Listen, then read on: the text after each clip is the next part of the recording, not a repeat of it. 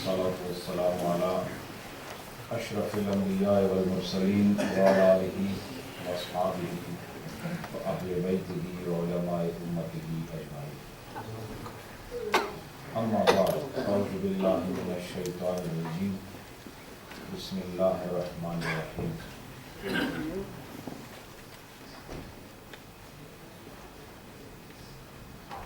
लक़द मन्नल्लाहु अलल मुअमिनीना इज़ बअस फ़ीहिम रसूला। सदक़ल्लाहु मौलाना अज़ीम। दुरूद पाक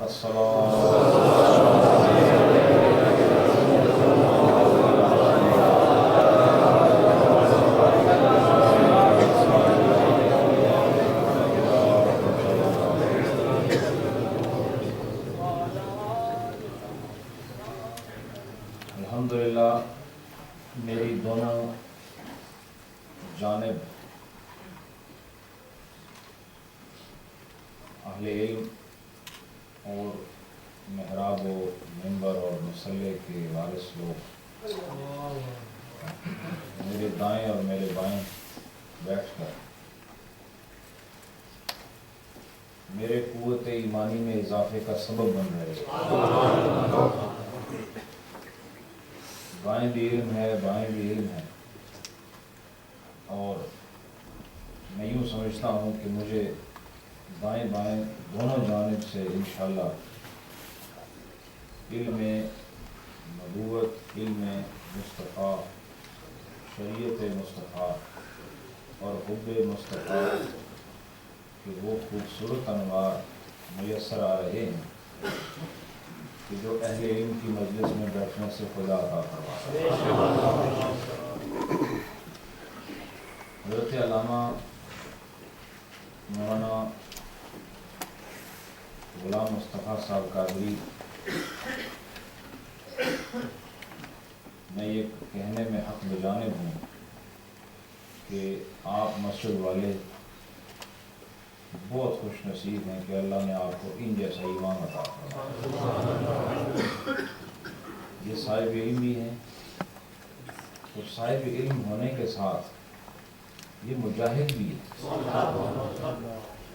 ये कभी वक्त आया तो आप आज़माना कि जब कहीं सुन्नियत की बात हुई तो ये शख्स वहाँ पर आपको कंप्रोमाइज़ करता हुआ नजर नहीं आएगा।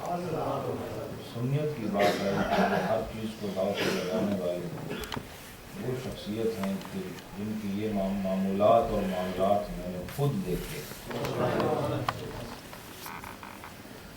इनका मुजाहिदाना किरदार इस इलाके में इंशाअल्लाह ज़रूर तब्दीलियाँ लाएगा। अल्लाह इनके इल्म व फ़ज़ल में बरकतें अता फरमाए। और क़िबला मुफ्ती शमसुल हुदा साहिब, इनके तारुफ के लिए उनका नाम ही काफ़ी है। तो क्या खूबसूरत इजाफत है, शमसुल हुदा। अब वो भी हम देख रहे हैं अल्हम्दुलिल्लाह हिदायत की रोशनियाँ जिस तरह ड्यूसबरी में बैठकर आप पूरी बरतानिया में तकसीम कर रहे हैं, ये किसी सिर्फ आलिम का काम नहीं, ये सिर्फ शमसुल हुदा का ही काम है। शम्स सूरज को कहते हैं और हुदा जो है ये हिदायत को कहते हैं। तो हिदायत का सूरज ये सिर्फ नाम के ही सिर्फ शम्स नहीं है बल्कि काम के शम्स, काम करने वाला। हमें उन उलमा की ज़रूरत है जो काम करें। नाम वाले बहुत पड़े हुए हैं, हमें नाम वालों की अब ज़रूरत नहीं। नाम के पीछे भागते भागते लोग गुमराह हो गए। हमें जैसे गुलाम मुस्तफ़ा साहब मदज़िल्लुल आली ने फरमाया कि हमें जाली पीर नहीं चाहिए, ऐसे ही हमें भी जाली मौलवी नहीं चाहिए, हमें काम वाले उलमा चाहिए। वो लोग चाहिए जो अहले सुन्नत के लिए दर्द भी रखते हैं और उनके सीने में रूहानी कैफियत भी मौजूज़न हैं, और जो ज़बान से भी काम करते हैं और निगाह से भी काम करते हैं। हुर्रियत उलमा किराम तशरीफ़ फरमा अल्लामा नसीरुल्लाह नक्शबंदी साहब, ये भी हमारे नेटवर्क के मुजाहिद शख्सियत हैं। अल्हम्दुलिल्लाह अल्लामा बशीर साहब तशरीफ़ फरमाए, जमी उलमा किराम जिनके मैं नाम से वाकिफ़ नहीं हूँ, उनसे माज़रत। अल्लाह सबको अज़मतें, बरकतें, रिफ़तें और आक़ाए नामदार सल्लल्लाहु अलैहि वसल्लम के इस खूबसूरत جشن ولادت میں حاضری پر ان سب کو اور آپ سب کو میں مبارکباد پیش کرتا ہوں۔ وقت مختصر ہے، میں ایک دو باتیں کروں گا۔ تفصیلی خطاب انشاءاللہ علامہ مفتی شمس الہدیٰ صاحب مدد ذل العالی فخر اہل سنت وہ انشاءاللہ فرمائیں گے اور ان کی سیر حاصل گفتگو آپ سماعت کریں گے۔ میں صرف چند باتیں محبت کی کر کے دو چار رخصت ہوں۔ پہلی بات تو یہ ہے کہ ہم اللہ کا شکر ادا کرتے ہیں کہ رب العالمین نے اس جدید ترین ماحول میں بھی اس ماحول کی جدتوں پر، اس ماحول کی نئی نئی چیزوں کی آمد کے باوجود رب العالمین نے ہمارے مزاج کو بدلا نہیں، ہمیں اس جماعت میں رکھا جو اس کے ہاں خوبصورت جماعت ہے۔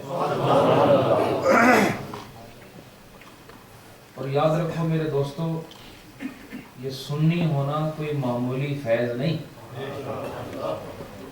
تم میرا کلمہ پڑھ کے خوش ہوتے رہو کہ میں مسلمان ہو گیا، اب کلمہ پڑھنے والے لاکھوں آپ کو ملیں گے، ان کی داڑیاں بھی پوری، بلکہ پوری سے بھی آگے 2 گز اور لمبی ہے، داڑیاں بھی پوری ہیں اور پگڑیاں ہم سے زیادہ بڑی ہیں، اور ان کے جبے بھی بہت زیادہ لمبے ہیں، اور ان کے زبان پر قال اللہ اور قال رسول بھی بہت ہے، لیکن ہمارا ایمان یہ بتاتا ہے کہ چونکہ ان کی زبان اور ان کا قلم اور ان کی فکر نبی پاک کی گستاخی سے پراگندہ ہونے کے بعد وہ نجاست زدہ ہو گئے ہیں، اب ان کے ظاہری جسے کو، ان کے ظاہری جسم کو، ان کی گاڑیوں اور پگڑیوں کو دیکھ کر ہم کبھی بھی دھوکہ کھانے والے نہیں ہیں۔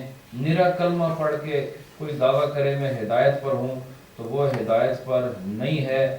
ہم اللہ کا شکر ادا کرتے ہیں کہ ہمیں بغیر کسی مشقت کے اس نے سنی جماعت میں پیدا کیا۔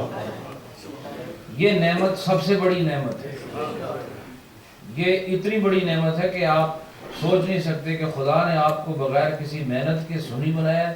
آپ سنی بن کے پھر رہے ہیں، سنی بن کے لیٹ رہے ہیں، سنی بن کے کھا رہے ہیں، سنی بن کے پی رہے ہیں، سنی بن کے پہن رہے ہیں، سنی بن کے بیٹھ رہے ہیں، سنی بن کے جلسوں میں شریک ہو رہے ہیں۔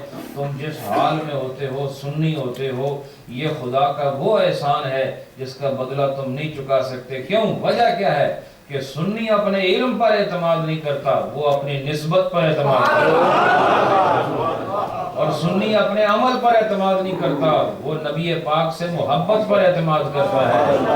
اور سنی وہ ہوتا ہے جس کی نوک قلم میں ادب رستا ہے، اور جس کی زبان سے ادب بولتا ہے، جس کا کان صرف ادب سنتا ہے، جس کا دل صرف ادب میں دھڑکتا ہے، جس کی نگاہ صرف ادب دیکھتی ہے، جس کی فکر صرف ادب سوچتی ہے، جس کی کتاب میں بھی ادب ہے، جس کی روح میں ادب ہے، جس کے تن میں ادب ہے، جس کے فکر اور خیال میں ادب ہے، جس کی تحریر میں ادب ہے، جس کی تقریر میں ادب ہے، جس کی زندگی میں ادب ہے، وہ قبر میں بھی اترے تو کہتا ہے کہ میں رسول اللہ صلی اللہ علیہ وسلم، وہ ایسے عاشق جنہیں اعلیٰ حضرت کہتے ہیں، انہوں نے ہمیں یہی سمجھایا کہ شوق اور ذوق یہی رکھو کہ قبر اتنی گہری رکھو تاکہ ادب ہاتھ سے نہ چھوٹے، جب سرکار آئیں تو بیٹھے نہ رہنا، کھڑے ہو کے سلام۔ ہم تو وہ لوگ ہیں مرنے کے بعد بھی ادب کو پسند کرتے ہیں، ہم وہ لوگ ہیں کہ ادب مرنے کے بعد قبر میں اور قبر سے حشر تک قائم رکھنے والے۔ تم اب سمجھو کہ تمہیں خدا تعالیٰ نے سنی جماعت میں رکھا، یہ کوئی معمولی فیض نہیں کہ اللہ نے آپ کو سنی رکھا ہے۔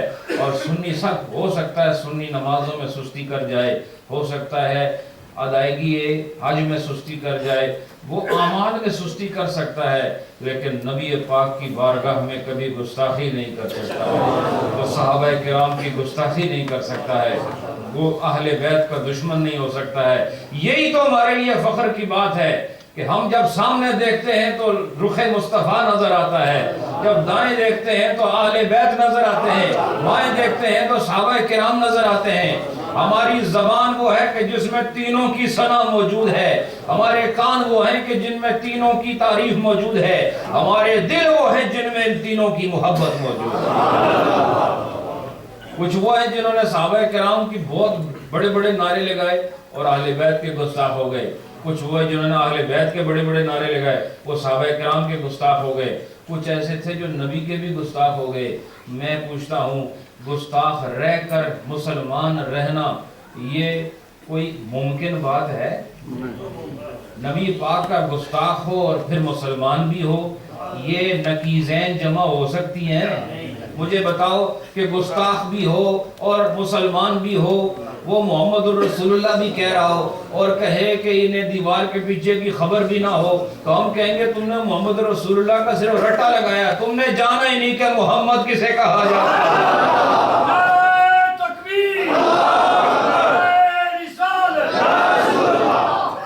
تم سمجھے نہیں محمد کسے کہتے ہیں. محمد وہ ہے جو ہر دور میں، ہر تعریف، ہر وقت میں، ہر قرن میں جس کی تعریف عام رہی ہو، جس میں نقص کا شائبہ نہ رہا ہو، جس میں صرف اور صرف تعریف ہی نظر آئے، جس میں عیب نظر نہ آئے، اسے محمد کہتے ہیں. اور دیوار کے پیچھے نظر نہ آنا، یاد رکھو، دیوار کے پیچھے نظر نہ آنا یہ عیب ہے. کیا ہے؟ بولو نا. اور عیب ایسا نہیں ہے کہ جس پر آپ کو مذمت کی جائے. یہ اللہ نے قانون بنایا ہے کہ آپ کو دیوار کے پیچھے نظر نہیں آئے گا، لیکن یہ میرے اور آپ کے لیے ہے. نبی پاک صلی اللہ علیہ وسلم کے حق میں یہ عیب ہے، میرے اور آپ کے حق میں عیب نہیں ہے. عجیب بات ہے کہ نہیں؟ یہ کس کے حق میں عیب ہے؟ نبی پاک کے حق میں عیب ہے. اور اگر آپ مجھے کہیں دیوار کے پیچھے کیا ہے تو میں نہ بتا سکوں تو کیا آپ نے کہنا ہے کہ تھوڑی پیری فارغ ہوگی؟ وہ آپ بولو نا، تو سب کہنا ہے. یا حضرت علامہ خطاب فرمایا اور آپ کہیں جی حضرت صاحب تسی دسو گے اے جڑا چھت ہے ادھر تھلے کون کون کھلوتا ہے؟ وہ آخر اللہ دے بندے میں نہیں پتا، تسی کہنا مفتی صاحب آج بات تھوڑا فتویٰ نہیں لینا. بولو کیا یہ جرت کرو گے؟ کیوں کہ یہ ہمیں نظر نہ آنا ہمارے لیے عیب نہیں، کیونکہ ہم فطرت کے مطابق چل رہے ہیں. یہ ہماری فطرت ہے کہ ہمیں دیوار کے پیچھے نظر نہ آئے. ہمیں دیوار کے پیچھے، بولتے نہیں آپ، ہمیں دیوار کے پیچھے نظر نہ آئے، یہ ہماری فطرت ہے. اور نبی کو ہر چیز نظر آئے، یہ نبی کی فطرت ہے. ہمیں نظر نہ آئے یہ ہماری فطرت ہے، اور نبی کو ہر دم نظر آئے یہ نبی کی فطرت ہے. اور تم دیوار کے پیچھے بات کرتے ہو، پسے دیوار کی بات کرتے ہو. نبی مسجد نبوی میں بیٹھ کر جنت سے آگے دیکھنا چاہتے، تم دیوار کی بات کرتے ہو. وہ نبی پسے جنت کی دیواروں کو، ساتوں آسمانوں کو عبور کر گئی نگاہ مصطفیٰ، اور جنت کے اندر جا کر نبی مسجد نبوی کے اندر بیٹھ کر وہاں کے حالات بتا رہے ہیں، اور ہاتھ بھی بڑھا رہے ہیں، قدم بھی بڑھا رہے ہیں، جنت میں جانے کا ارادہ ظاہر فرما رہے ہیں. معلوم ہوا کہ تمہاری فطرت اور ہے، نبی کی فطرت اور ہے. تمہاری ذات اور ہے، نبی کی ذات اور ہے. تمہاری صفات اور ہیں، نبی کی صفات اور ہیں. تمہاری صورت اور ہے، نبی کی صورت اور ہے. ارے تمہاری قدرت اور ہے، نبی کی قدرت اور ہے. تم خدا کی مخلوق عام ہو، وہ مخلوق بھی ہے، محبوب بھی ہے.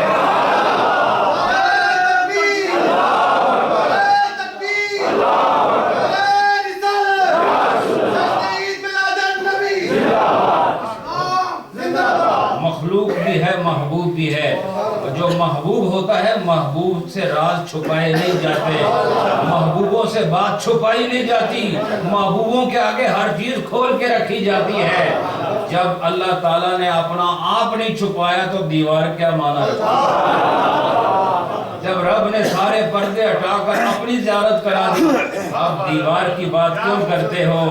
میں سب سے جو سب سے زیادہ پوشیدہ ہے، اللہ نے خود فرمایا کنت کنزا مخفیا، میں چھپا ہوا خزانہ تھا. یعنی سب سے زیادہ چھپا ہوا خود اللہ کی ذات ہے، لیکن رب العالمین نے یہ چھپا ہوا ساری کائنات میں، یاد رکھو ساری کائنات میں، نہ فرشتوں نے، نہ جنات نے، نہ وحوش نے، نہ طیور نے، نہ ادنا نے، نہ اعلیٰ نے، نہ اول نے، نہ آخر نے، نہ فرشیوں نے، نہ عرشیوں نے، نہ شرقیوں نے، نہ غربیوں نے، نہ عربیوں نے، نہ فارسیوں نے اور نہ اجمیوں نے، کسی نے بھی اللہ کو نہیں دیکھا۔ اس ساری کائنات میں جیسے خدا ایک ہے، جنت میں جانے سے پہلے اسے دیکھنے والا بھی محمد ایک ہے۔ کسی نے اللہ کو نہیں دیکھا ہے، اللہ کو آج تک کسی نے نہیں دیکھا۔ اللہ کی زیارت سے مشرف ہونے والے صرف ایک ہستی ہیں جنہیں آمنہ کا لال کہا جاتا ہے، جو میرے اور آپ کے محبوب بھی ہیں، رسول بھی ہیں، نبی بھی ہیں، ہمارے شافع بھی ہیں، اور ہمارے لیے اللہ کی بارگاہ میں گزارشات پیش کرنے والے بھی ہیں۔ اور پھر میں کہہ رہا تھا فطرت مختلف ہے۔ تمہاری فطرت کیا ہے؟ تمہارا لیے قانون کیا ہے؟ تمہارے لیے قانون یہ ہے کہ تم نے جنت میں جانا ہے، بولو انشاءاللہ۔ وہ بار بار کہتا ہوں، ان نعت خوانوں کی بات قطعاً نہ سننا جو کہتے ہیں ہمیں مدینہ چاہیے، جنت کی روڈ کوئی نہیں، یہ بات نہ کرنا، چونکہ جنت کی طلب مصطفیٰ نے فرمائی ہے۔ بات سمجھے کہ نہیں؟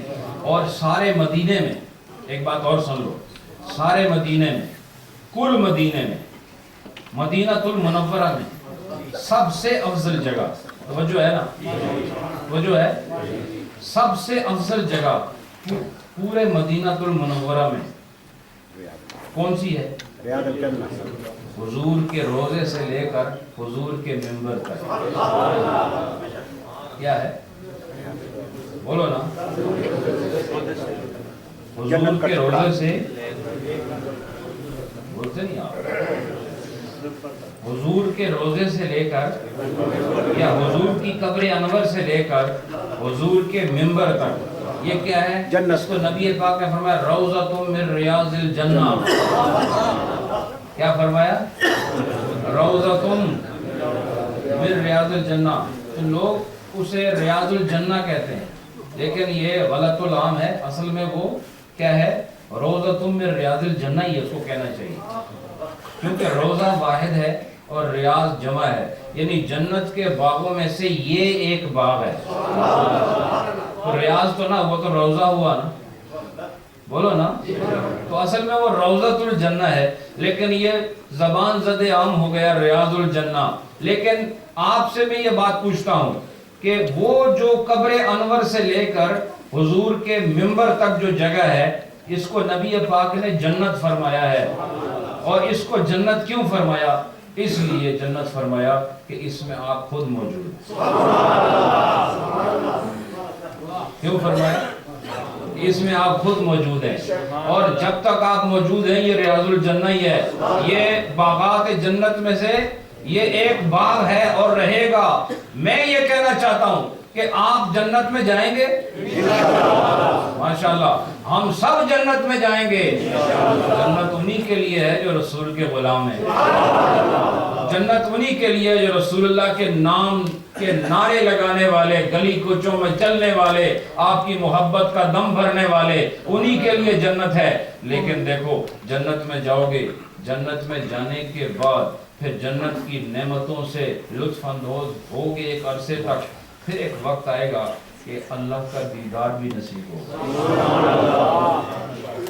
وجوہ یومئذ ناظرہ ناظرہ الی ربہا ناظرہ، ایسا وقت آئے گا انشاءاللہ کہ یہی تمہاری آنکھیں ہوں گی، یہی تمہارا چہرہ ہوگا، یہی تمہارا جسم ہوگا، اور یہی تمہارا وجود ہوگا، یہی تمہارا نام ہوگا، اور تم جنت میں ہوگے اور خدا کی زیارت ہوگی،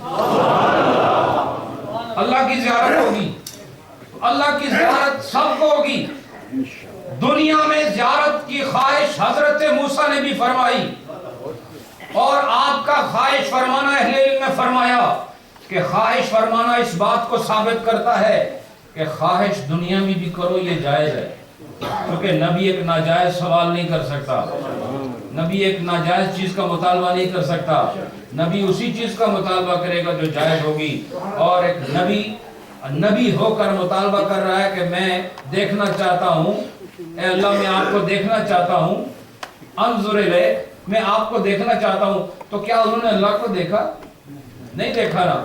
اللہ تعالیٰ نے تجلی نازل فرمائی اور پھر بے ہوش ہو گئے، طور جل گیا، ایک قصہ ہے۔ لیکن میں بتانا یہ چاہتا ہوں، میں آپ کو نبی پاک کی شخصیت کا امتیاز بتا رہا ہوں کہ کہ ساری کائنات اور ساری کائنات کی بات چھوڑو، اللہ کی زیارت کے سب سے زیادہ حقدار اس کی مخلوق میں وہ ہیں جنہیں اللہ نے اپنی نبوت اور رسالت عطا فرمائی، جنہیں اپنی خلافت عطا فرمائی ہے، اور وہ نبی ہیں۔ نبی سب سے زیادہ حقدار ہے اللہ کے دیدار کا، اور امت بعد میں دیکھے گی، پہلے امت کے سردار دیکھیں گے، امت بعد میں دیکھے گی، پہلے امت کے والی دیکھیں گے۔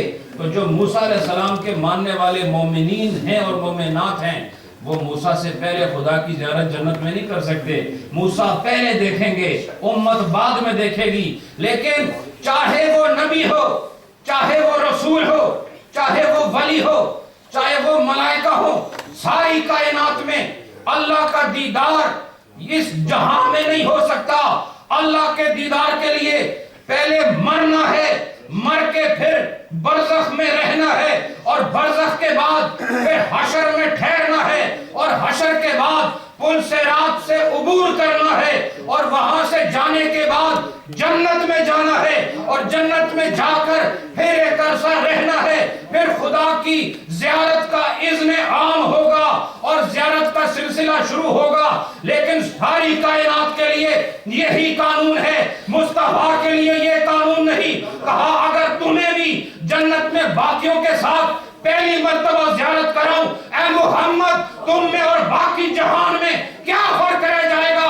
یہ سب حشر سے گزر کر مجھ تک پہنچنے والے ہیں، لیکن محمد تیری فطرت بھی اور ہے، تیری طاقت بھی اور ہے، تیری نبوت بھی اور ہے، تیری رسالت بھی اور ہے، تیرا مکھڑا بھی اور ہے، تیری عادت بھی اور ہے، ارے تیری صفات بھی اور ہے، تیری ذات بھی اور ہے۔ یہ سارے بعد میں دیکھیں گے، تو دنیا میں بھی دیکھے گا، آخرت میں بھی۔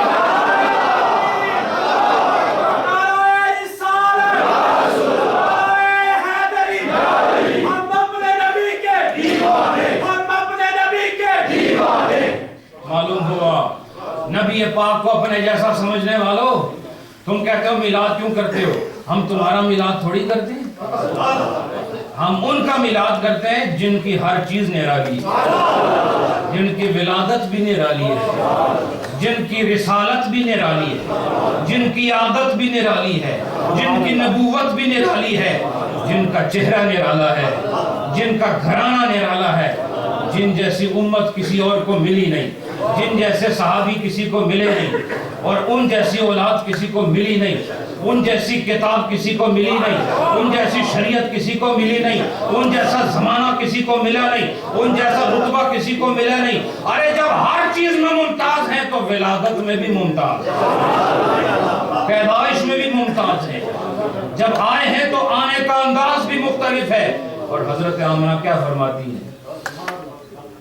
لقد من اللہ علی المؤمنین۔ یہ میں موضوع سے الگ باتیں نہیں کر رہا ہوں، میں ترجمہ اور اس وقت کو بچانے کے لیے میں اس طرف نہیں گیا، میں موضوع کے مطابق بات کر رہا ہوں، کیونکہ میری نظر میں مومن وہی ہے جو آمد سرکار پر فرحاں ہو، شادماں ہو، اور جس کو حضور کی آمد کا جلسہ تکلیف دیتا ہے، یہ وہ مومن ہے جس پر اللہ کا احسان ہوا۔ اللہ کا احسان ہو اور نظر نہ آئے، اللہ تمہیں ایک روٹی دے تو وہ نظر آتی ہے، اور نبی دے تو نظر نہ آئے، اللہ تمہیں کپڑے دے تو نظر آئے اور نبی دے تو نظر نہ آئے۔ ارے جہان میں باہر نکلو اور چھا جاؤ اس جہان پر، اور بتاؤ کہ ہم ہیں وہ لوگ جن پر خدا کی نعمت ہوئی۔ سنی بن کر جیو، اور یہ گھروں میں رہنا عورتوں کی عادت ہے، اور وہ مرد نہیں جو باہر نکلنا نہیں جانتے، یہ عورتوں سے بدتر ہیں۔ کیوں؟ کہ عورت کا کام ہی گھر میں رہنا ہے، یہ مرد ہو کے گھر میں رہتے ہیں تو عورت سے بدتر ہوئے۔ ہم جڑے ہیں اس واسطے جڑیاں کا کام کرتے ہیں، سمجھ آئی کہ نہیں؟ جڑیاں کا کام ہے باہر نکلنا اور چڑیاں چانا اور نعرے مارنے، عورتوں کا کام نہیں، یہ جڑیاں کا کام ہے۔ تو جڑا ہوا ہے جڑا سنی ہے، جڑا کون ہے؟ ہاں کون ہے؟ مرد سنی، اور جڑا سنی نہیں وہ مرد ہے، وہ نامرد ہے۔ بولو نا، بولو سارے کیوں گھبراتے ہو؟ فتویٰ لگا تو مجھ پہ لگے گا۔ جو سنی نہیں وہ کون ہے؟ نامرد۔ ماشاءاللہ، خاموش۔ جو سنی نہیں، میری نظر میں وہ مرد نہیں. کیوں؟ کہ مرد وہ ہوتا ہے جس میں جرت بھی ہو، مرد وہ ہوتا ہے جو دلیر بھی ہو، اور مرد وہ ہوتا ہے جو گھر سے باہر نکل کے سارے کام کرتا ہے. اور الحمدللہ ہم اہل سنت والجماعت والے، ہم ہی باہر نکل کر سرکار کی آمد کے پرچم لہرا کر، اور سرکار کی آمد کے نعرے لگا کر، اور سرکار کی آمد کے موقع پر گلی کوچوں میں بکھر کر یہ اعلان کرتے ہیں کہ ہم خوش نصیب ہیں کہ اے اللہ تو نے اپنا نبی ہمیں عطا فرمایا.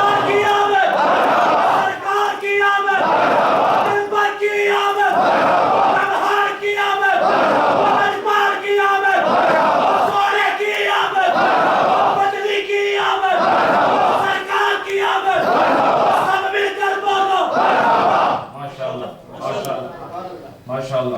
میرے دوستو،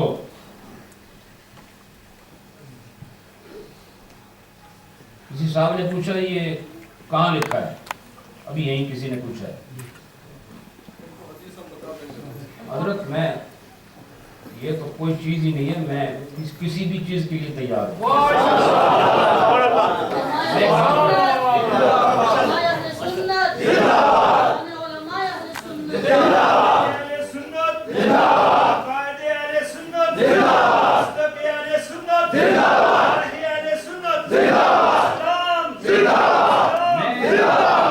بس اب بات ختم کرتے ہیں. میں ایک بات پوچھتا ہوں کہ انسان ہوتے ہوئے اگر انسان کو جانور کہو، وہ انسان، لیکن اسے کہو کہ آپ تم جانور ہو، تو یہ کہنا جائز ہے؟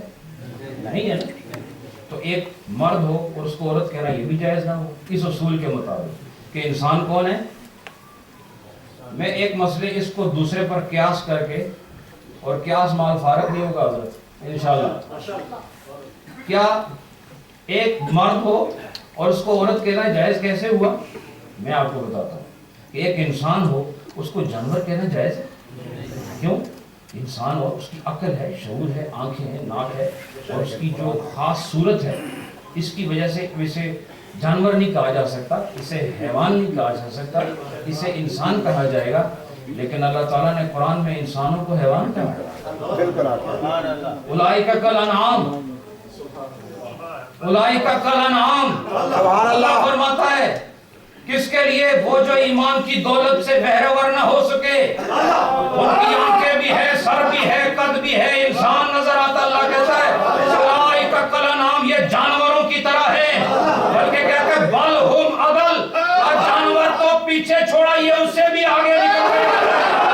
میں کہتا ہوں اگر انسان کو جانور کہنا جائز ہے تو نبی کے میلاد کے منکر کو عورت نہیں، عورت سے بدتر کہنا ہے.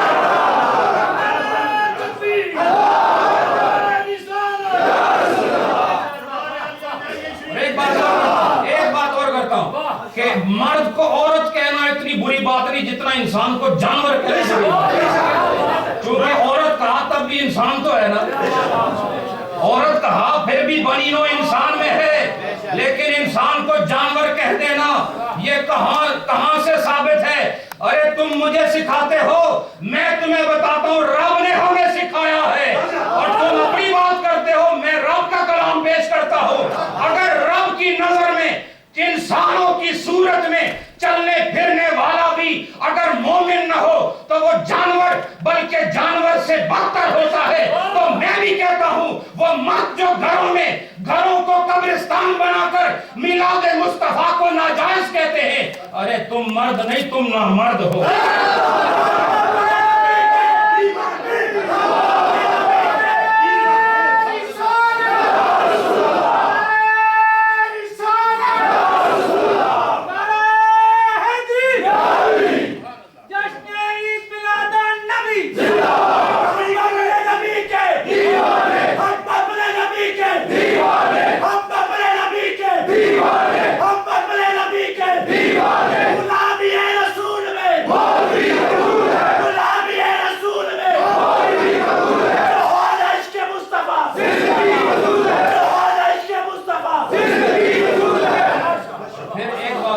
بات میں اپنے بھائی کے لیے کرتا ہوں. میں اس کو بھائی اس لیے کہتا ہوں کہ سنیوں کی مجلس میں بیٹھا ہے،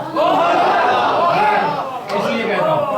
ایک بات آخری کرتا ہوں، وہ یہ ہے کہ دیکھو عرف عام کا اعتبار ہے کہ نہیں، اہل علم بتائیں گے آپ کو، عرف کا اعتبار ہوتا ہے کہ جیسے آدمی کہتا ہے کہ وہ فلاں آدمی اتنا بہادر ہے جیسے شیر، تو اگر اس آدمی کو اگر ہم کہیں کہ اب تم شیر ہو جاؤ، تمہارے چفڑ لانے بڑے کن بھی بنانا شیر والے، کیونکہ تو شیر ہو گیا ہے، تو وہ کبھی نہیں مانے گا۔ یہ اس کو شیر کہنا ایک صفت کی بنیاد پر ہے، وہ کیا؟ جرت، بہادری۔ اور کہتے ہیں تمہاری آنکھ جیسے ہرن کی آنکھ ہے، میں ہرن کی آنکھ کٹ کے لاؤں تھوڑے سے آگے، پھر دیکھا کیا چیز لگنے، کیا تو وہ ہرن بن گیا؟ تو یہ صفات کی وجہ سے نام بولے جاتے ہیں، اور عرف کا اعتبار ہوتا ہے۔ عرف میں جو چیز جیسے معروف ہو جائے، جیسے مشہور ہو جائے، پھر وہ کلام اسی کے مطابق جاری رہتا ہے، اور اس کو نبی پاک کے زمانے سے آج تک اس کو رائج رکھا گیا ہے۔ عرف معتبر ہے، یہ اہل علم جانتے ہیں، اور اصول فقہ کا ایک روشن اصول ہے کہ عرف معتبر ہوتا ہے، اور عرف میں اس آدمی کو نامرد ہی کہا جاتا ہے جو ہو مرد لیکن بزدل ہو، کیونکہ بزدل کی یہ صفت نہیں ہوتی ہے۔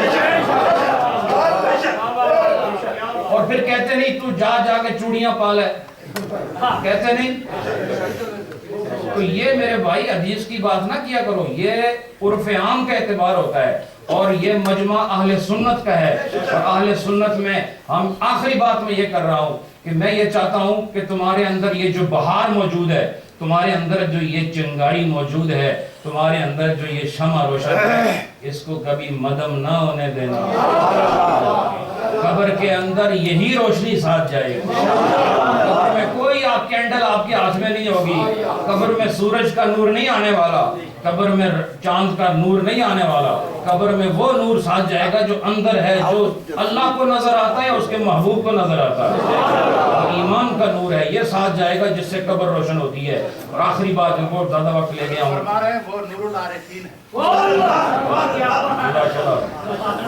میں آخری بات کر رہا ہوں، پھر انشاءاللہ حضرت علامہ شمس الہدیٰ صاحب اور علامہ غلام مصطفیٰ صاحب اپنے پروگرام کے مطابق گفتگو فرمائیں گے آپ سے۔ میں آخری بات کر رہا ہوں، اس کی بھی تھوڑی سی وضاحت کرتے ہوئے لوگ یہ کر لیں کہ اسلام میں عورت کی عظمت کیا ہے؟